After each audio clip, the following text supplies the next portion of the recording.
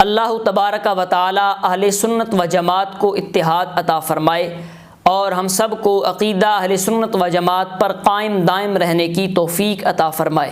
یقیناً ہر دور میں باطل قوتوں نے مختلف انداز میں اسلام پر حملے کیے، لیکن آج روافض اور مترفضہ جس قوت و کیفیت کے ساتھ اور جس جمعیت کے ساتھ اسلام کی نظریاتی سرحدوں پر حملہ آور ہیں، سابقہ ادوار میں اس کی مثال نہیں ملتی۔ یہ حملہ اور یہ طوفان بدتمیزی اتنا شدید اور تیز ہے کہ ہمارے بڑے بڑے پرانے قداور اور تناور درخت جو کسی دور میں گمراہی کے صحرا میں حق کے متلاشیوں کے لیے اسلام کی حجت ہوا کرتے تھے اور مینارہ نور کی حیثیت رکھا کرتے تھے، آج اس طوفان کی شدت میں ان کی جڑیں بھی ہمیں ہلتی نظر آتی ہیں۔ لیکن کوئی بات نہیں، حق حق ہے، رفتہ رفتہ گرد بیٹھ رہی ہے اور حق کے متلاشیوں کو حق کا چہرہ نظر آنا شروع ہو رہا ہے۔ مثال موجودہ جس طرح کے امام المناظرین کی ایک کال منظر عام پر آئی اور انہوں نے یہ فرمایا کہ ہم اس اختلاف میں ڈاکٹر صاحب کو نہ گستاخ سمجھتے ہیں، نہ اہل سنت و جماعت سے خارج سمجھتے ہیں، اور وہ فسادی فتویٰ جو مٹھی بھر لوگوں نے دیا اس سے بھی انہوں نے بیزاری اور دستبرداری کا اعلان فرمایا۔ تو بحمد اللہ تعالیٰ رفتہ رفتہ اہل حق کو حق نظر آنا شروع ہو رہا ہے۔ لیکن روافض نے اس مسئلہ کو کس قدر اچھالا اور کس قدر طوفان بدتمیزی بپا کیا، اس سلسلہ میں ایک بیان آپ نے سنا ہوگا۔ ایک رافضی کہہ رہا تھا کہ ڈاکٹر صاحب پر جو پرچہ ہوا ہے اس پر ہم امن سے نہیں بیٹھیں گے اور مزید دفعات کو داخل کرتے ہوئے 295C بھی اس میں شامل کریں گے۔ تو میں کہتا ہوں کہ ہمارے اصول اہل سنت کے مطابق خطا اجتہادی کوئی عیب نہیں۔ مجتہد اگر اجتہاد کرتے ہوئے اس میں خطا کرتا ہے تو اس کے لیے بھی اس پر اجر ہے، لیکن روافض کو اپنے گھر میں دیکھنا چاہیے، اپنے گھر کی خبر لینی چاہیے کہ ان کی کتب میں کس قدر انبیاء کی گستاخی ہے، اہل بیت اطہار کی گستاخی ہے، رسول اللہ صلی اللہ تعالیٰ علیہ وآلہ وسلم کی گستاخی کی گئی، حتیٰ کہ رب ذوالجلال کی بھی گستاخی کی گئی۔ تو میں چونکہ انہوں نے 295C کے اطلاق کا کہا تو اس شک کا تعلق رسول اللہ صلی اللہ تعالیٰ علیہ وآلہ وسلم کے ساتھ ہے، تو ان کی کتب میں سے ایک مثال میں آپ کے سامنے پیش کرتا ہوں جس کو سننے کے بعد ہمارے سامعین و ناظرین اس بات کا فیصلہ کریں گے کہ حقیقت کے اندر گستاخ کون ہے۔ اس سلسلہ میں تفسیر قمی سے ایک حوالہ آپ سماعت فرمائیے جو ابو الحسن علی بن ابراہیم القمی ان کی لکھی ہوئی ہے، اور یہ 3 ہجری کے علماء شیعہ میں ان کا شمار ہوتا ہے۔ اس تفسیر کی اہمیت سماعت فرمائیں۔ یہ لکھتے ہیں کہ ان هذا التفسیر اصل اصول للتفاسیر الکثیرۃ المعروفہ، کہ جو بڑی بڑی مشہور و معروف شیعہ کی تفاسیر ہیں ان کے لیے یہ تفسیر اصل کا درجہ رکھتی ہے۔ اور آگے لکھتے ہیں ان روایاتی ہی مرویۃ عن الصادقین علیہم السلام، کہ اس میں جو یہ روایات ہیں یہ ائمہ صادقین علیہم السلام ان سے مروی ہیں۔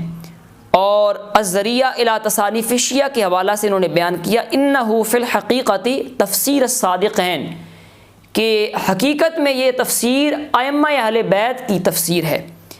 اور ان مؤلفہ کان فی زمن الامام العسکری رضی اللہ تعالی عنہ، اس تفسیر کا مؤلف امام حسن عسکری کے زمانے کا تھا۔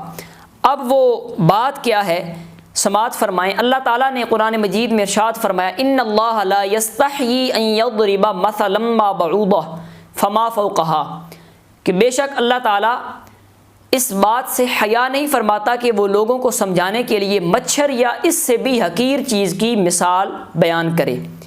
اب آیت بالکل واضح ہے۔ جس وقت اللہ تبارک و تعالیٰ نے سورہ بقرہ کے 2 رکوع میں ایک مثال بیان کی تو کفار اور منافقین نے یہ اعتراض کیا کہ اللہ تعالیٰ اس طرح کی مثالیں بھی بیان فرماتا ہے، ایک اعتراض کیا۔ تو ان کے جواب میں یہ آیت نازل ہوئی کہ اللہ تبارک و تعالیٰ لوگوں کو سمجھانے کے لیے کسی بھی شے کی مثال بیان فرمانے سے حیا نہیں فرماتا۔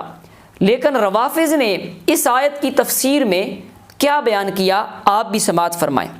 لکھتے ہیں ان ابی عبداللہ علیہ السلام ان هذا المثل ضربہ اللہ لامیر المؤمنین علیہ السلام فالبعوضۃ امیر المؤمنین علیہ السلام معاذ اللہ تعالی وما فوقها رسول اللہ صلی اللہ علیہ وسلم معاذ اللہ تعالی۔ لکھتے ہیں کہ حضرت امام جعفر صادق سے یہ روایت ہے کہ یہ جو اللہ نے مثال بیان کی تو اللہ تعالیٰ نے یہ مثال حضرت علی کرم اللہ تعالی وجہ الکریم کے لیے بیان کی۔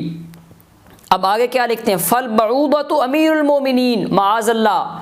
یہ رافضی سارے سماعت کریں، سنیں، کہتے ہیں کہ مچھر سے مراد امیر المومنین حضرت علی ہیں معاذ اللہ۔ اب یہ کتنی گستاخی ہے اہل بیت کی اور مولا علی مشکل کشا کی، لیکن اس سے آگے بڑھ کے کیا کہتے ہیں؟ وما فوقہا رسول اللہ صلی اللہ تعالیٰ علیہ وآلہ وسلم، یعنی معاذ اللہ کہہ رہے ہیں کہ مچھر سے بھی حقیر شے اگر کوئی شے ہے تو وہ اللہ کے حبیب علیہ الصلوۃ والسلام ہیں۔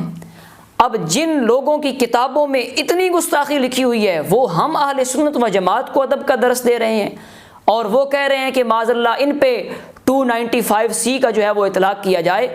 تو میں کہتا ہوں کہ تم اپنے گھر کی خبر لو، اپنے گھر کی صفائی کرو، اس سے بڑھ کر تمہاری کتب کے اندر بڑی بڑی گستاخیاں کی گئی ہیں۔